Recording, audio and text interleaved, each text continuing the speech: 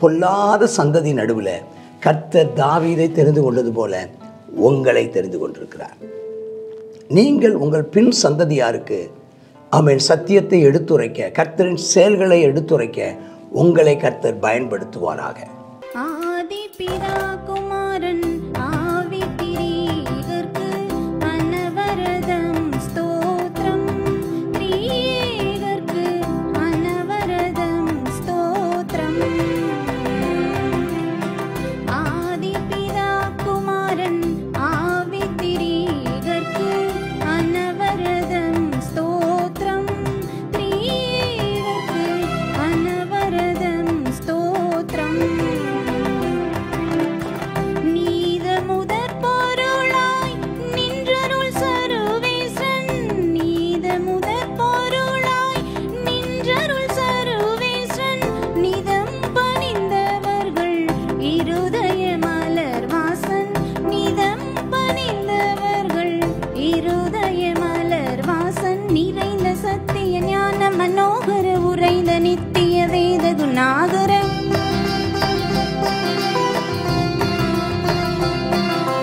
Need வாரி திரை சோழ மேதினிய மூடு பாவையிரளோடவே அருள் செய். ஆதி பிதா குமாரன் ஆவி திரீகர்க்கு அனவரதம் ஸ்தோத்திரம். திரீகர்க்கு அனவரதம் ஸ்தோத்திரம். எங்கனும் நிறைந்த நாதர் பரிசுத்தர்கள் என்றென்றைக்கும் பணி பாத. துங்கமாமரை பிரபோதர் கடைசி நடு சோதனை செய்யதி நீத. பங்கிலான் தாபமில்லான் பகரடி முடிவில்லான். பங்கிலான் தாபமில்லான் பகரடி முடிவில்லான். பஞ்ஞானம் சம்பூரணம் பரிசுத்தம் நீதி என்னும். பஞ்ஞானம் சம்பூரணம் பரிசுத்தம் நீதி என்னும். அன்புதாய் சுயம்பு விவேகன் அன்பிரத்தளையாள பிரபாகன்.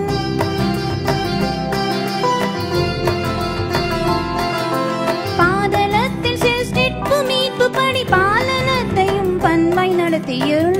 ஆதி பிதா குமாரன் ஆவி திரீகர்க்கு அனவரதம் ஸ்தோத்திரம். திரீகர்க்கு அனவரதம் ஸ்தோத்திரம்.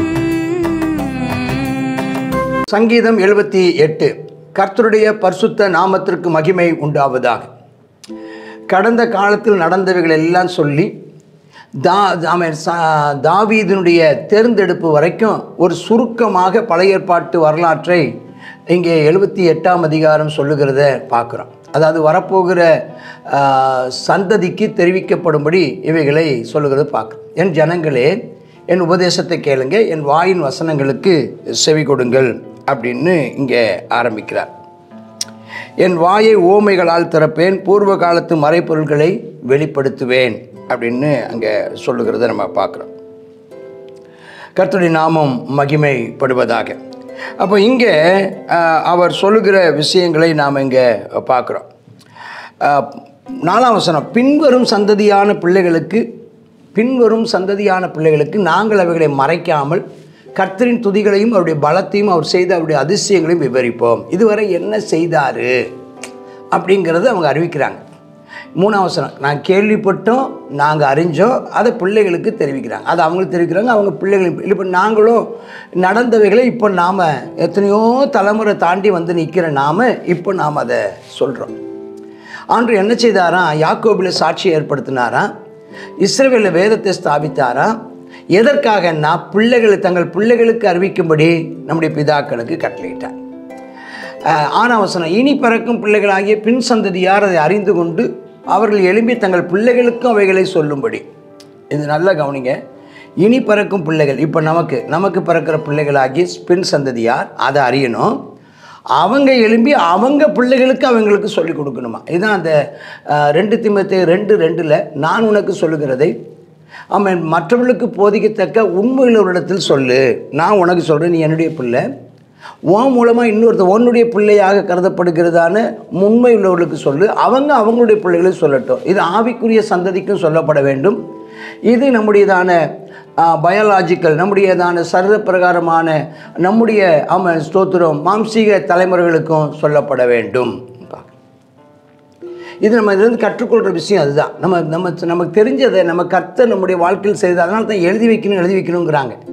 நீங்கள் எப்படி ரட்சிக்கப்பட்டீங்கன்னு நீங்கள் உங்கள் குடும்பத்தாருக்கு தெரியணும், உங்கள் பிள்ளைகளுக்கு தெரியணும். நீங்கள் எந்த சூழ்நிலையில் எந்த நிலையில் நீங்கள் முதலாக இயேசுவை நீங்கள் ஏற்றுக்கொண்டீர்கள், ஃபஸ்ட்டு எப்படி கிறிஸ்தவர்கள் ஆனீர்கள் என்பது உங்கள் பிள்ளைகளுக்கு நீங்கள் சொல்லணும்.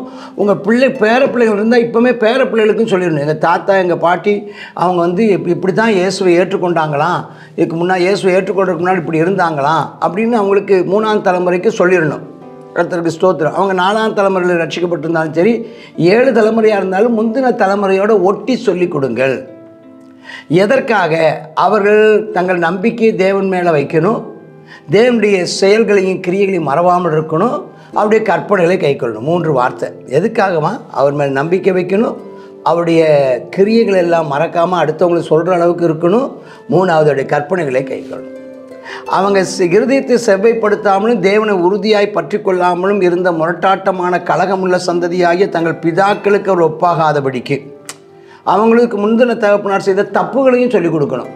அவங்க அவங்க நடந்து கொண்டது மாதிரி தேவனை அவங்க வழியை சரியாக வைக்காமலும், இதுலேயும் 3 காரியம் இருக்குது. அவளுக்கு சரியாக செவ்வைப்படுத்தாமலும், தேவனை உறுதியாக விசுவாசத்தில் உறுதியாக இல்லாமலும், ஆண்டவருக்கு விரோதமாக முரட்டாட்டமும் கலகம் பண்ண மாதிரி இருக்கக்கூடாது. 9ஆம் வசனத்தை பார்த்தீங்கன்னா, வில்வீரன் எப்ராஹிம் ஆண்டவருக்கு புறமுதுகு காட்டினாங்க, அவங்க உடன்படிக்கையை கைக்கொள்ள கட்டளையின்படி நடக்க சம்மதிக்கலை, கர்த்தருடைய செயல்களையும் அதிசயங்களையும் மறந்துட்டாங்க. அதே மாதிரி ஆண்டவர் பிதாக்களுக்கு முன்பதாக சோவான்னா எகிப்தில் அநேக அற்புதங்களை செய்தார். கடலை பிளந்து அவளை கடக்க பண்ணார். பகலில் மேக ஸ்தம்பத்தினாலும் ராத்திரி அக்கினி ஸ்தம்பத்தினால் நடத்தினார். கண்மலையை பிளந்து தண்ணீரை கொடுத்தாரு. ஆனாலும் 17ஆம் வசனம், அவங்க அவருக்கு ரொம்ப பாவம் செஞ்சாங்க, நாம் அப்படி செய்யக்கூடாது.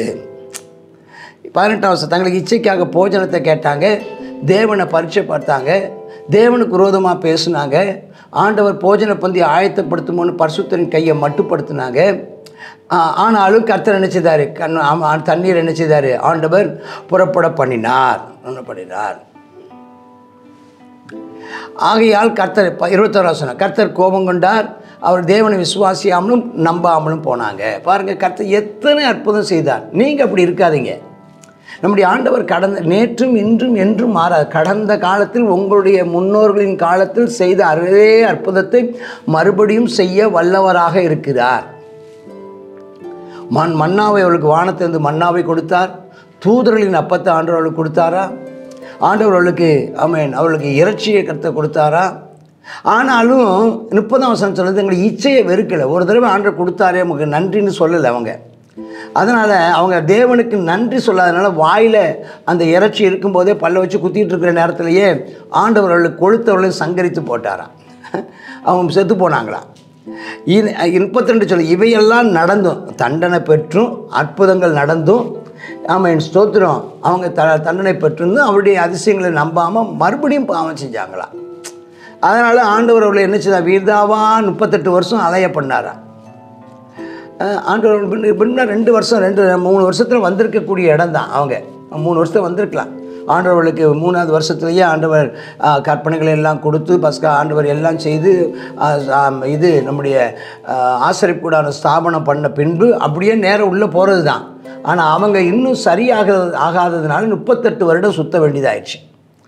அதுக்கப்புறம் அந்த சுற்றிட்டு இருக்கும்போது என்ன செஞ்சாங்களா? 34ஆம் வசனம், அவர்களை தண்டனை கிடைக்கும்போது, ஆண்டவரே நாங்கள் மன்னியனுக்கு அதிகாலம் வந்து ஜெபம் பண்ணாங்களாம். ஆண்டவரே நீர்தாங்க கண்மலைன்னு சொன்னாங்களாம், நீர்தாங்க மீட்பர்னு சொன்னாங்களாம். ஆனால் வாயினால தான் சொன்னாங்களே தவிர தங்களுடைய இருதயத்தில் அவங்க திருந்தவே இல்லையா, இருதயம் நிலைவரப்படலையா. அவங்க நான் இனிமேல் நாங்கள் ஒழுங்காக நடப்போம்னு சொல்லி பண்ண உடன்படிக்கைன்னு உண்மையாக இருக்கு இல்லையா. அதனால் ஆண்டவர் அவர்களை என்ன செய்தாரா? அழிக்க சித்தமானார். ஆனாலும் இரக்கமுள்ளவராய் அக்கிரமத்தை மன்னித்தார். யார்? மோசே ஜெபிச்சதுனால. ஆனாலும் உக்கிரம் முழுதும் எழுப்பாமல் அநேகன் தரம் தமது கோபத்தை விட்டு அவன் விலக்கி கொண்டார். நிறைய நேரம் அவங்க நிறைய பேர் அதுக்கப்புறம் கொல்லப்பட்டதை பார்க்குறோம். அதாவது வாதையினால் கொல்லப்பட்டவர்கள் 24,000 பேர் வருது. அதுக்கப்புறம் அந்த கொல்லிவாய்ப்பு சர்ப்பங்கள் வந்து கொன்று போட்டதை பார்க்குறோம்.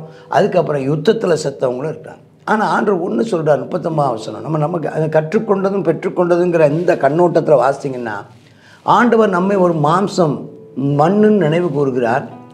அதே சமயம் திரும்பி வராமல் அகலுகிற காற்றுன்னு நினைவு கூறுகிறார். காற்று ஒரு பக்கம் அடிச்சிட்டுனா திரும்ப போன காற்று திரும்ப வராது. அது மாதிரி நம்ம நிறைய நேரங்களில் நம்ம ஆண்டவர் கோபம் ஊற்றுறோம், விசனப்படுத்துகிறோம், ஆண்டவரை பரிச்சை பார்க்குறோம். இப்போ இஸ்ரவேலின் பரிசுத்தரை மட்டுப்படுத்துகிறோம். அவருடைய கரத்தையும் சத்துரு விலக்கிவிட்ட நாளையும் நினைக்காம போகிறோம். அவர் அற்புதங்களை எல்லாம் நம்ம மறந்து போகிறோம். எத்தனை அற்புதம், 10 அற்புதங்களை செய்தார். அத்தனை அற்புதங்களையும் அவங்க மறந்து போனாங்க. தலைச்சன் பிள்ளை அடித்தாங்க, எவ்வளவோ ஆண்டவர் செய்தார், எல்லாம் மறந்து போனாங்க.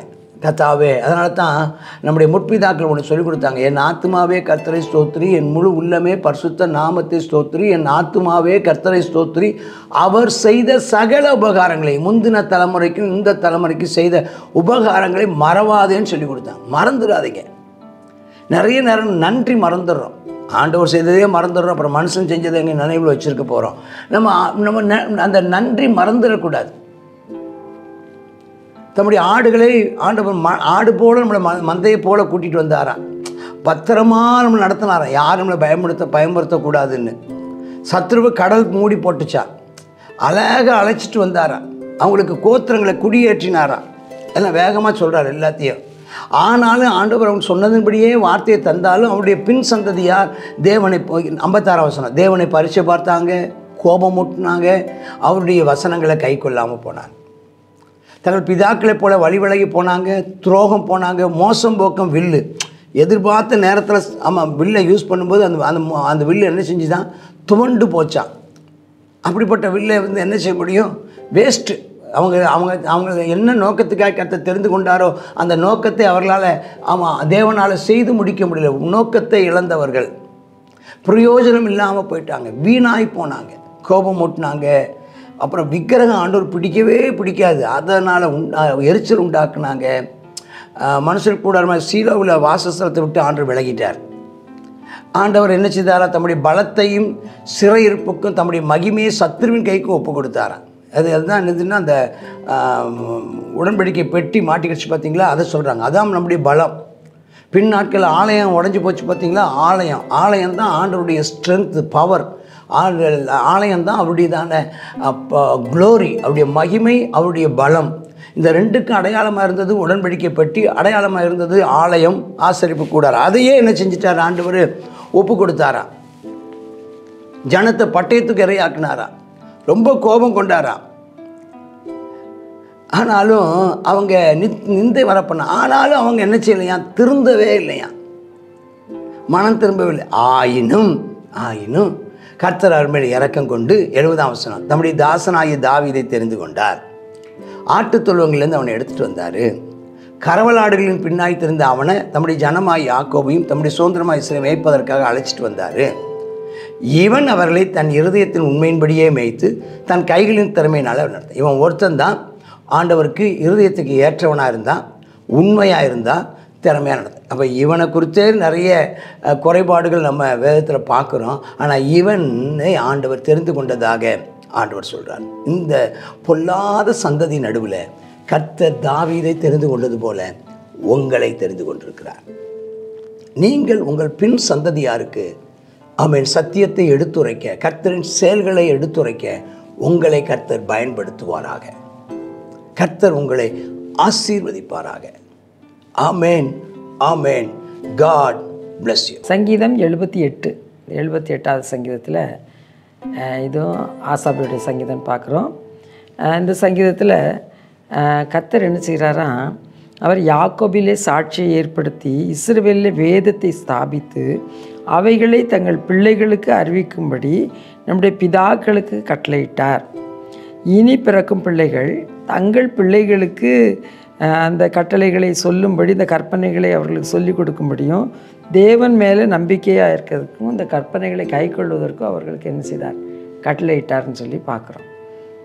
அதாவது சந்ததி சந்ததியாக என்ன செய்யணும், இவைகள் போக வேண்டும் அப்படிங்கிறதுக்காக கட்டளையிட்டார். ஆனால் அவர்களுடையதான பிதாக்கள் எப்படிப்பட்டவர்களாக இருந்தார்கள் அப்படின்னு சொல்லி அவர்கள் முரட்டாட்டம் உள்ளவர்களாக இருந்தார்கள். அந்த முரட்டாட்டத்தை போல இவர்களும் மாறிவிடக்கூடாது என்பதற்காக அவர் எல்லாவற்றையும் என்ன செய்திருக்கிறாரா, கட்டளைகளையும் சாட்சிகளையும் வேதத்தையும் ஸ்தாபித்து எழுதி வைத்திருக்கிறாருங்கிறத பார்க்குறோம். அவங்க என்ன செய்தாங்க, ஆனால் அவங்களோட பிதாக்களுடையதான நிலைமை எப்படி இருந்துச்சுன்னா, வாயினால் என்ன செய்தாங்க, அவரை என்ன செய்தாங்களாம், இச்சகம் பேசி தங்கள் நாவினாலே அவரிடத்துல என்ன செய்தாங்களாம், பொய் சொன்னாங்களாம். நீர் எங்கள் மீட்பர், நீர் எங்கள் கண்மலை அப்படின்லாம் என்ன செய்தாங்க, அவரை சொன்னாங்க. ஆனால் அவங்க என்ன செய்யலை, உள்ளத்திலேருந்து சொல்லலை. இருதயம் அவர்களுக்கு ஒரு நிலைவரப்பட்ட இருதயமாக இருக்கலை, அவர்கள் உடன்படிக்கையில் உண்மையாக இருக்கலை. ஆனாலும் கர்த்தர் என்ன செய்தார், இப்படிப்பட்டவர்களாக பிதாக்கள் இருந்தாலும் தேவனோ அவங்க மேலே இரக்கம் பாராட்டினார், அவங்களோட அக்கிரமத்தை மன்னித்தார், தமது கோபத்தை அவர்களை விட்டு விலக்கினார். அவர்கள் மாம்சம் என்றும் என்றென்றைக்கு திரும்பி வராது இருக்கிறதான அகலுகிறதான ஒரு காற்று என்பதை என்ன செய்தார், அவர் நினைவு கூர்ந்தார் அப்படின்னு சொல்லிட்டு பார்க்குறோம். அவங்க என்ன செய்தாங்க, அவரை கோபமூட்டினாங்க, அவரை என்ன செய்தாங்க, விசனப்படுத்தினாங்க, பரீட்சை பார்த்தாங்க, இஸ்ரவேலின் பரிசுத்தரை மட்டுப்படுத்தாங்க, செயல்பட விடாதபடிக்கு அவர் என்ன செய்தாங்க, மட்டுப்படுத்தினாங்கன்னு சொல்லி பார்க்குறோம். இப்படிப்பட்டதான் நம்ம பிதாக்களாக அவர்கள் காணப்பட்டதுனால வேதத்தை தங்களுடைய பிள்ளைகளுக்கு எழுதி கொடுக்கணும். அது மாதிரி நினச்சக்கூடாது. அவங்க அப்படி தப்பு பண்ணதுனால கர்த்தர் என்ன செய்தார், என்னுடைய இளைப்பாறுதல் பிரவேசிப்பதில்லை என்று சொல்லி என்ன செய்தார், அவர்களை தன்னுடைய கோபத்திலே ஆணையிட்டார்னு சொல்லி பார்க்குறோம். இந்த நாளில் நாம் உள்ளத்தின் ஆழத்திலிருந்து தேவனை மகிமைப்படுத்துவோம், தேவனை நம்ம உள்ளத்தின் ஆழத்திலிருந்து நேசிப்போம். அவர் செய்த கிரியைகள் எல்லாம் நம்முடைய சந்ததிக்கு, பின்வருகிற சந்ததிக்கு நம்ம எடுத்து சொல்லணும். தலைமுறை தலைமுறையாக ஒரு சந்ததி உண்டு, தலைமுறை தலைமுறையாக கர்த்தரை சேவிக்கிற சந்ததியாக நம்முடைய சந்ததி மாற கர்த்தர் நமக்கு அனுக்கிரகம் செய்தல்வாராக. ஆமாம். நாம் ஜெபம் பண்ணுவோமா? கர்த்தாவே ஸ்தோத்திரப்பா, நாங்கள் கர்த்தாவே அப்பா எங்களுடைய ஆமீனப்பா தேவனாகிய கர்த்தருக்கு முன்பதாக அப்பா ஸ்தோத்திரம் நேர்த்தியாக இருக்க எங்களுக்கு கிருபை தாரும் தேவனே. நாங்கள் கர்த்தாவே வாயினால் இச்சகம் பேசி கர்த்தாவே ஆமீனப்பா பொய் சொல்லுகிறவர்களாய் காணப்படாதபடிக்கு முழு இருதயத்தோடும் சேவிக்கிற அப்பா ஸ்தோத்திரம் ஆண்டவரே. ஆமீன். யாக்கோபின் சந்ததியாக காணப்பட எங்களுக்கு கிருபை தாரும் தேவனே. ஆமீனப்பா நாங்கள் உம்முடைய சத்தியத்தை பின்வருகிற சந்ததிக்கு எடுத்து சொல்லுகிறதான அப்போ ஒரு சந்ததியை உருவாக்க எங்களுக்கு கிருபை தாரும் தேவனே. ஸ்தோத்திரம் உம்முடைய சத்தியத்தில் சார்ந்திருக்கவும் உமக்கு உண்மையுள்ளவர்களாய் காணப்படும் எங்களுக்கு உதவி செய்திடலாம் தேவனே. எல்லா குற்றங்களையும் குறைகளையும் ஆமேன் அப்பா ஸ்தோத்திர யாக்கோபின் சந்ததிக்கு மன்னித்தது போல எங்களுடைய குற்றங்களையும் குறைகளையும் மன்னித்து அப்பா நாங்கள் மாம்சம் என்றும் ஆமேன் அப்பா திரும்பி வராமல் அகலுகிற காற்று என்றும் ஒரு விசை நினைவு கூர்ந்து உம்முடைய கோபத்தை கர்த்தாவே அப்பா எங்கள் மேல் வைக்காமல் உம்முடைய கிருபையை எங்கள் மேல் காண்பிக்க வேண்டும் என்று சொல்லி ஜெபிக்கிறோம் தேவனே. உம்முடைய கட்டளைகளின் படியும் உடைய உடன்படிக்கையின்படியும் நாங்கள் கர்த்தாவே உண்மையுள்ளவர்களாய் உமக்கு வாழ எங்களுக்கு கிருபை தாரும் இயேசுவின் நாமத்தில் ஜெபிக்கிறோம் எங்கள் நல்ல பிதாவே. ஆமேன். ஆமேன்.